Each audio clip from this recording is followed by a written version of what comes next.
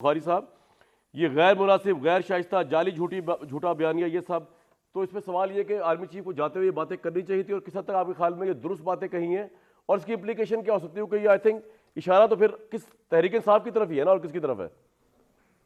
بخاری صاحب بہت شکریہ آپ کا کامران شاہد. میری درخواست یہ ہوگی کہ میں اپنی بات اگر مکمل کر لوں، بے شک بعد میں مجھے وقت نہ دیجیے گا، لیکن ایک تسلسل سے اگر بات نہ ہوئی تو مزہ نہیں آئے گا. دیکھیے گزارش یہ ہے کہ بہت سارے تجربے فوج نے بھی کیے، سیاستدانوں نے بھی کیے. جو پہلی دفعہ جو تجربہ کیا وہ یہ کہ ایک تیسری سیاسی قوت تخلیق کی گئی، دو بڑی پارٹیوں کو یا گھر بھیجنے کے لیے یا ان کا سامان پیک اپ کر کے کہ تھینک یو ویری مچ، اب آپ کی کوئی گنجائش نہیں ہے. اس سے پہلے جنرل مشرف نے یہ کہا تھا، آپ کو یاد ہوگا کہ بے نظیر اور نواز شریف صاحب دونوں ملک سے باہر تھے، تو انہوں نے کہا تھا کہ ان کا پاکستان کی سیاست میں آئندہ کوئی رول نہیں ہے. تو اسی سوچ کے پس منظر میں ایک تیسری قوت پیدا کی گئی، اور وہ تھی پی ٹی آئی، اور اس کے لیڈر تھے عمران خان صاحب. جو سبق عمران خان صاحب اور ان کی جماعت نے فوج کو پڑھایا اور سکھایا ہے، یہ زخم تو کافی دیر تک فوج کو چاٹنے پڑیں گے.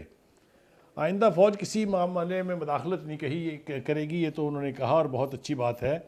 اس میں ایک چھپا ہوا کنفیشن یہ ہے کہ اس سے پہلے وہ کرتے رہے. پھر جنرل باجوہ نے ڈیٹ دے دی کہ 22 فروری اس سال کے بعد پھر سیاست میں مداخلت جو ہے وہ کبھی نہیں ہوئی. دیکھیے خان صاحب نے اقتدار سے نکلنے کے بعد فوج کی قیادت اور ادارے کو جس طرح گلیوں، کوچوں اور جلسوں میں گھسیٹا اور تضحیک کا نشانہ بنایا، اس کی پاکستان کی 75 سالہ تاریخ میں کوئی مثال نہیں ملتی ہے. ضرور کیا ہوگا کرٹیسائز بھٹو صاحب نے بھی، بے نظیر نے بھی، لیکن نواز شریف نے بھی، لیکن اس طرح کی زبان کہ ان کو غدار، میر جعفر، میر صادق کہا جائے، یہ اس سے پہلے کبھی نہیں ہوا ہے. دوسری بات یہ کہ جنرل باجوہ نے کہا کہ ہم نے بہت صبر سے کام لیا ہے، لیکن میں یہ ضرور کہوں گا کہ یہ احسان انہوں نے خاص طور سے عمران خان صاحب اور پی ٹی آئی پر کیا ہے، کیونکہ باقیوں کے ساتھ تو کوئی یعنی رعایت جو ہے وہ روا نہیں رکھی گئی تھی. یہ ممتا بھرا رویہ جو ہے یہ صرف خان صاحب کے ذمہ آیا ہے.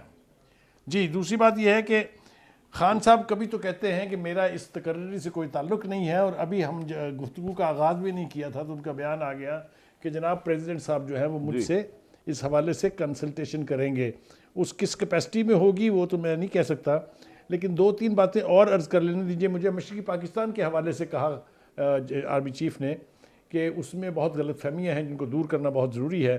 میرے خیال سے اس کو دور کرنے کا ایک بہترین طریقہ یہ ہے کہ وہ جو حمود الرحمان کمیشن رپورٹ چھپی تھی اس کو اگر شائع کر دیں تو پھر کسی کے کچھ کہنے کی گنجائش نہیں رہتی.